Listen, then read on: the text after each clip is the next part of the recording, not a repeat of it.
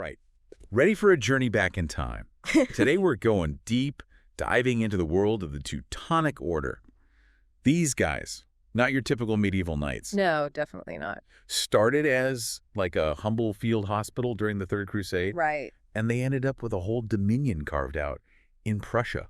It's incredible, that transformation, isn't it? From, taking care of the sick in Acre, scorching heat, to this powerful presence in the icy landscapes of Prussia. Total change of scenery. Really is. And their structure, how they organized everything, it played a huge role in their rise and eventually their fall. But let's back up a bit. Who were these Teutonic knights? Okay. How'd they end up in Prussia? So imagine, late 12th century, Third Crusade, it's happening. And there's this group of devout Germans. They're running a field hospital in Acre. Right. Tending to the wounded, the sick. Yeah. Known for their compassion, their dedication. Yeah. But the Holy Land, not exactly a peaceful place. I can imagine. Not a vacation spot. No, not at all. And it became clear they needed a stronger Christian presence in the region. And that's where the transformation starts. They look at the Templars, the Knights Hospitaller, these military orders. Right. And they decide, we need to do more to defend the faith. Okay, so from bandages to battlefields. That's it. And it's not just what they're doing. Their structure had to change too. Needed a system to manage resources, train soldiers, and eventually to govern all these territories they were going to conquer. So speaking of that structure, our sources get into the different ranks, the roles, all the inner workings. Can you break it down for us? How it all work? Think of it like a pyramid.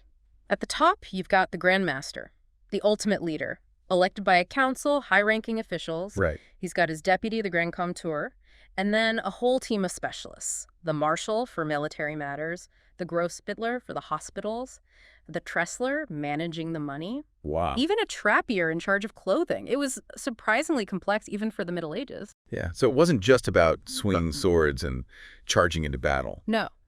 Sounds like some serious organization skills are needed. Absolutely. And remember, this wasn't hereditary. No kings or dukes passing power down to their sons. Right. Offices filled by election, pretty radical for the time. So you get a more meritocratic structure, at least in theory.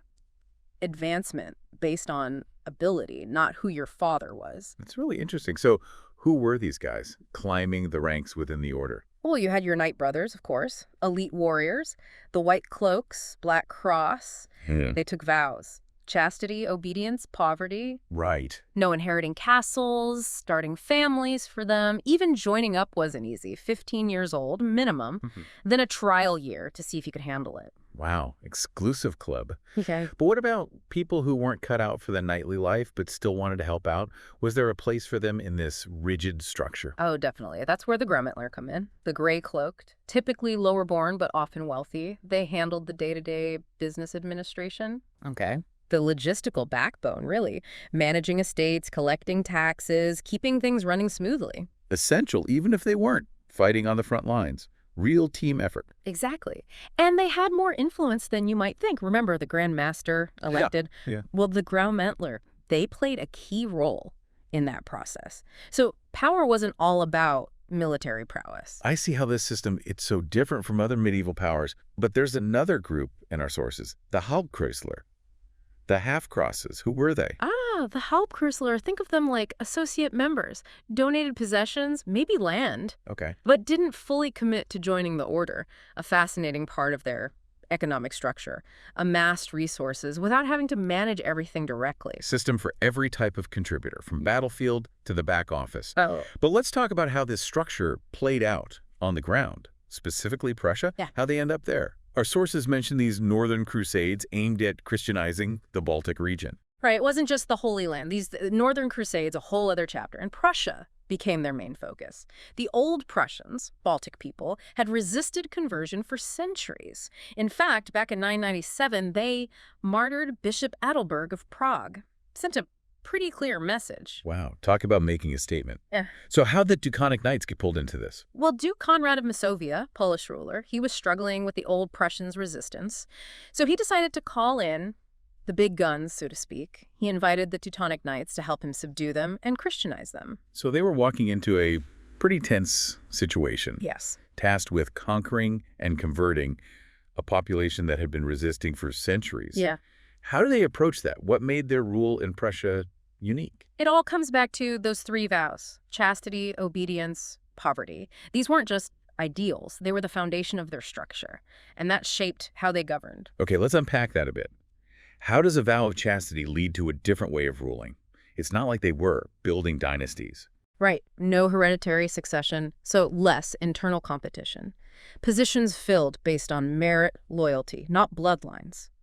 You get a remarkably centralized and stable system compared to the often chaotic feudal systems in the rest of Europe. Almost like a meritocracy within a medieval military order. In a way, yes. But what about obedience? How did that factor into their rule? Obedience was key to their efficiency, discipline.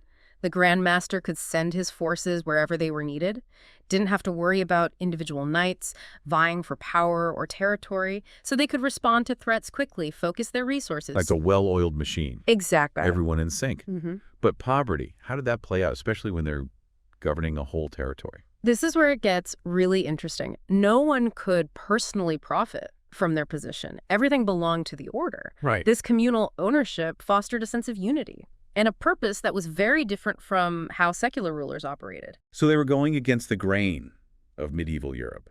No wonder they stood out.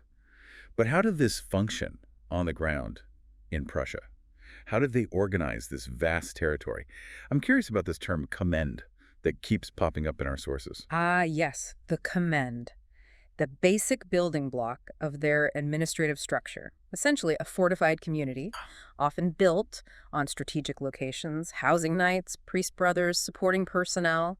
Each commend managed a specific area, collecting taxes, maintaining order. Like a mini castle with its own little ecosystem. Did these commend vary depending on where they were located?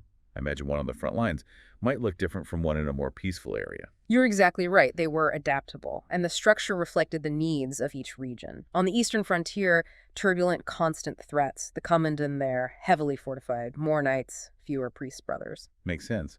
More muscle than prayer power needed there. Right.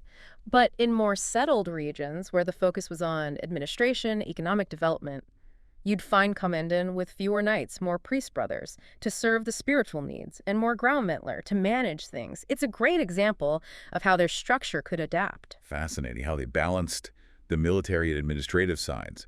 But let's focus on those Commenden, on the front lines, facing constant threats. How did they organize their defenses? Did they just rely on the knights stationed there? Each Commenden, strategically positioned, natural defenses, or they built fortifications, but they didn't operate in isolation. The order had a network of castles throughout Prussia, a defensive chain. They could respond to threats quickly and effectively. So it was a coordinated effort, Yes. not just sitting ducks. No. They had a system to protect their interests. Right. And it wasn't static. It evolved. Yeah. As they expanded their control, they refined their defenses, new castles, strengthening existing ones, making sure that network remained a formidable obstacle. Incredible how they built such a robust system so quickly. But let's not forget about the people they were governing, the old Prussians. How did they fit into this structure? Were they completely marginalized? Or did the order try to integrate them? That's a key question. It shows how complex their rule was. While their mission was Christianization, expansion, they also understood they needed to be pragmatic. Alienating the population would lead to rebellion, instability. So a balance between imposing their will and maintaining some cooperation. Did they have specific policies to manage this relationship? They did. For instance, they often let the old Prussian nobility keep some of their authority, as long as they swore allegiance, converted to Christianity, eased the transition, avoided unnecessary resistance. A carrot along with a stick.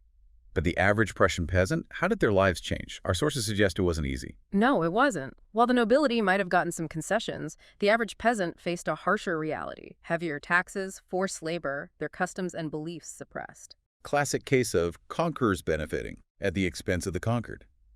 But there was also an influx of German settlers, attracted by land and opportunity.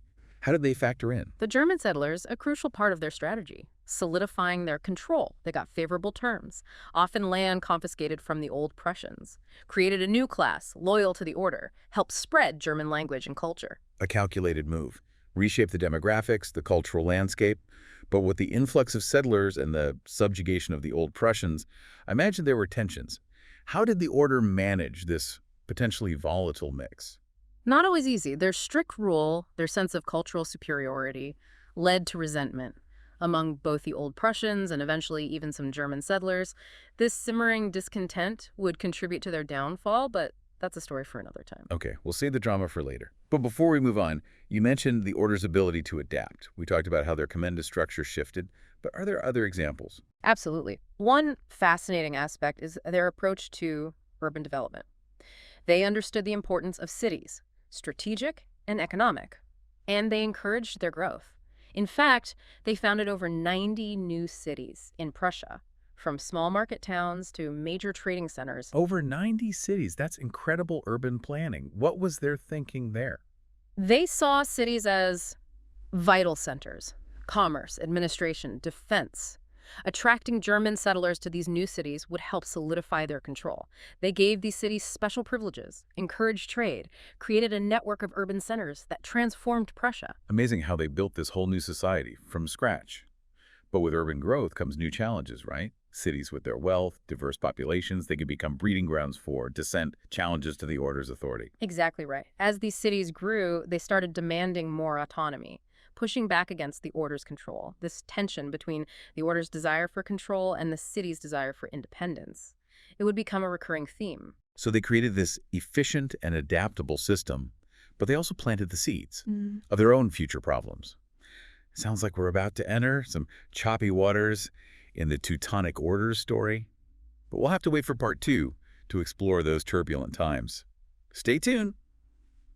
Welcome back. Last time we left off with the Teutonic Order at the height of their power in Prussia. Sophisticated system, fortified communities, a growing urban landscape, but we also hinted at some tensions brewing that would lead to their downfall. So let's dive into those choppy waters. What went wrong for this seemingly unstoppable force? It's that classic story of hubris, isn't it? Success breeds arrogance, and then that arrogance blinds you.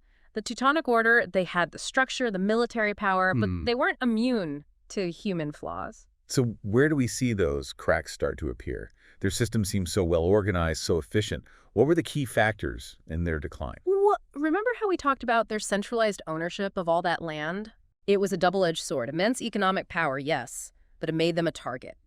Envy, resentment, from within and from their neighbors. You mentioned resentment from within.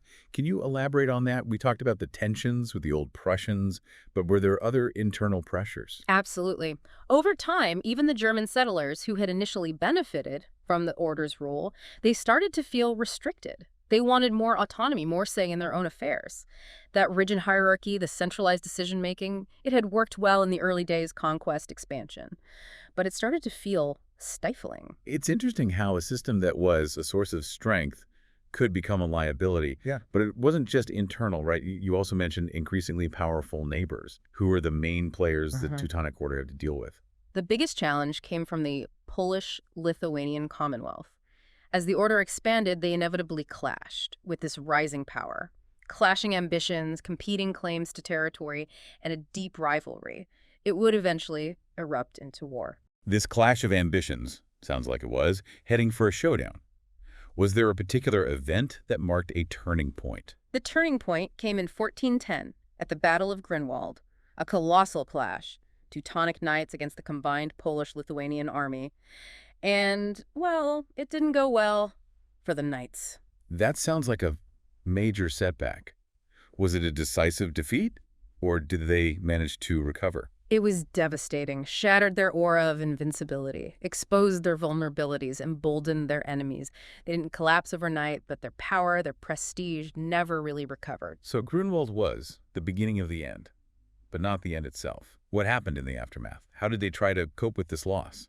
They faced a perfect storm. Internal dissent, financial troubles from the war, pressure from their neighbors. They sensed weakness. And that rigid structure that had served them well now hindered them. They couldn't adapt. Stuck in their old ways even though things had changed. But let's talk about those internal challenges. We talked about the, discontent among the German settlers. Did that manifest in any concrete ways? Uprisings? There were rumblings of discontent, some localized uprisings. But the biggest challenge came from the cities. Remember, their ambitious urban development projects. Yeah.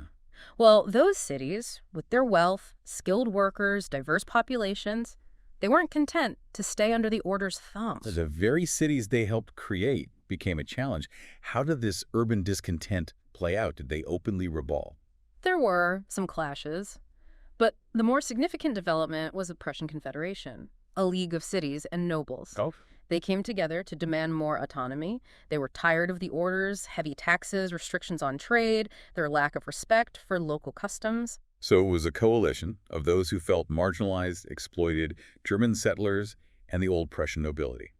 How did the order react to this? Did they try to appease them, or did they double down? Initially, they tried to suppress the Confederation, saw it as a direct threat, but they were already weakened by Grunwald, the financial strain. They just didn't have the resources, the manpower, to stop this movement. So a crisis on multiple fronts. External threats, internal dissent, financial problems. Sounds like a recipe for disaster. What was the final nail in the coffin for their rule in Prussia? The final blow came when the Prussian Confederation made a bold move. They appealed to the Polish king, offered to become his vassals in exchange for protection from the Teutonic Order. It changed everything. Wow, the very people they tried to control, Christianize, sided with their biggest rival. It's almost Shakespearean. This once mighty order brought down by external forces and their own failings. It's what historians call imperial overstretch. They became too ambitious, too focused on expansion and control, failed to adapt. They alienated their subjects, underestimated their enemies, and they paid the price. The sobering thought. It reminds us that even the most carefully crafted systems, the most disciplined organizations, they're vulnerable to the forces of change. Exactly. And it shows how important adaptability is. Recognizing when the old ways aren't working anymore, having the courage to change course. The Teutonic Order, they had their successes, but they failed to do this. Their story, it's a cautionary tale for any organization, any leader who thinks they're immune to the tides of history. It also raises some what-if questions. What if they've been more flexible, more inclusive? What if they recognized the power of the cities?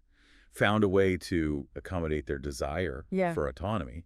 Could they have avoided their downfall? Something to think about. Indeed. History is full of turning points, moments where different choices could have led to very different outcomes. That's one of the things that makes studying the past so compelling, exploring the complexities of human behavior, how individual choices and larger historical forces interact, and drawing lessons that might help us navigate the challenges of our own time. Well said. But before we get too philosophical, the story of the Teutonic Order isn't over yet. They lost their grip on Prussia. But it doesn't end there. Join us next time for the final part. We'll explore the surprising twists and turns of their legacy and how it still resonates, even today.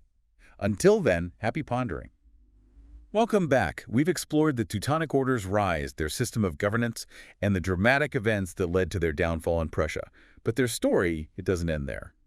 So what happened to these knights? Did they just vanish? Or did they leave a lasting mark? It's fascinating how an organization that once controlled so much territory could seemingly disappear. But their influence, it's still there, woven into the fabric of Eastern Europe. So where can we see their fingerprints on the map of history? Where did their story go after Prussia? Well, their impact on Prussia itself can't be overstated. Their conquest, colonization, it led to the Germanization of Prussia, a process that continued for centuries. They brought their language, their culture, their agricultural practices, their legal systems, even their architecture. They laid the foundation for what would become the Prussian state. That's a pretty significant legacy, but it's complicated, right? On the one hand, advancements, development. On the other, imposing their culture on an existing population. Exactly. It's a classic colonial story with all the inherent contradictions. We can't ignore the forced assimilation, the displacement of people, the cultural suppression. Progress often comes at a cost. A reminder that history, rarely black and white. But their legacy, it's not just about demographics or cultural shifts. They were a military order. What impact did they have on the evolution of warfare? Their military innovations, especially in castle building, siege warfare, incredibly influential. Remember the commandant, masters of fortification. They built some of the most formidable castles in Europe. Their expertise in siege warfare was renowned. They were also pioneers in the development of gunpowder artillery, a technology that would revolutionize warfare. So from medieval knights to early adopters of gunpowder, they weren't afraid of new technology. But let's go back to the political landscape. Their decline in Prussia must have created a power vacuum. Who filled that void? Their decline created an opportunity for the Polish-Lithuanian Commonwealth, their rivals. They became the dominant force in the region, while the remnants of the Teutonic Order held on to a much smaller territory in Prussia. What happened to those remnants? Did they just fade away?